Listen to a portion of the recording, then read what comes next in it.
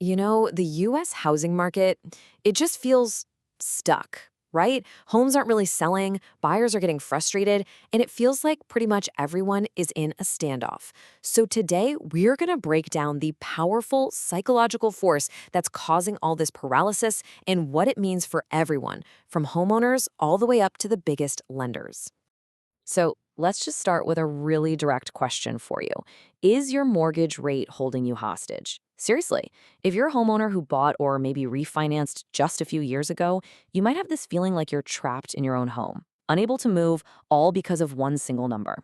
A number that looks something like this. You see, for millions of Americans, a sub 3% mortgage rate isn't just some great deal. It's what a lot of people are calling a pair of golden handcuffs. The very idea of giving up a rate this low to buy a new place at today's rates, which are, often over 6 or 7%, it feels almost painful.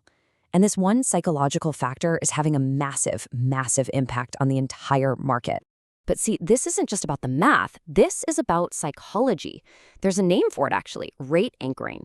It's this cognitive bias where our brain gets stuck on that first number we saw, our anchor, and it makes any other rate feel impossibly high, even if today's rates are pretty normal by historical standards. And you don't have to take my word for it. Mike Vough, who's a senior VP at the mortgage analytics firm Optimal Blue, he puts it really simply. He says, I think it's hard to let go of a 2% or 3% rate. It's an emotional decision just as much as it is a financial one. That low rate, it represents security, a huge financial win. And let's be honest, who wants to give that up? This whole thing creates what you could call a COVID-19 time warp. The memory of that 2.9% rate is just so powerful that today's 7% rates feel like they're from another planet. Our expectations get anchored to that recent past, to the crazy COVID-era market, and it makes it incredibly difficult to adjust to the reality we're in now.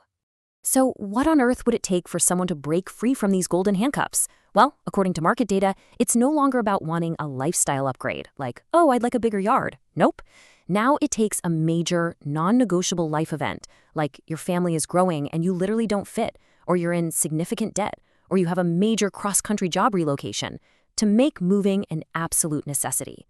Okay, now let's flip the script and look at the other side of this equation. Because all this paralysis among borrowers, it creates a massive dilemma for lenders, the very people who power the engine of the housing market. And this shows just how dramatic the shift has been. During the pandemic, lenders were absolutely thriving. I mean, business was booming and their profit margins were healthy, often around 125 basis points, which is just 1.25%. But today, with so few people moving or refinancing, it's a total street fight for every single loan, and those margins have been squeezed incredibly tight. So lenders are basically walking a tightrope. You've got market volatility, which makes their own financial protection, it's called hedging, way more expensive. Now, to cover those costs, they need to build a little buffer into their loan prices. But if they do that, they risk pricing themselves right out of the market and losing the handful of customers who are still out there. It's a classic catch-22. But this kind of intense pressure, it isn't just a problem. It's a catalyst for change. The entire mortgage industry is being forced to adapt, to rethink old strategies and look for totally new ways to survive in this new normal. And to understand one of the key shifts, we need to talk about something called mortgage servicing rights, or MSRs. Just think of it as the business of managing the loan after the deal is done. Collecting the payments, handling all the customer service. It's not about making the loan, it's about owning that long-term relationship with the borrower. And right now, these MSRs are incredibly valuable. Industry analysis suggests lenders are paying way more for these servicing rights because there's this huge appetite for retention. And the logic is pretty simple. If new customers are really hard to find, the next best thing is to own the relationship with your existing ones, hoping you can do business with them again when the market finally turns. And we can see the direct impact of this rate anchoring right in the data. Look at refinancing activity, which is a huge part of the market. It's dropping. In just 1 month, it fell from 44% down to 41% of all activity. And this drop happened right as average rates crossed a key psychological barrier, that 7% mark, which just reinforces the idea that once a certain number gets hit, homeowners just give up on the idea of refinancing. We're also seeing some shifts in how the few active buyers out there are borrowing.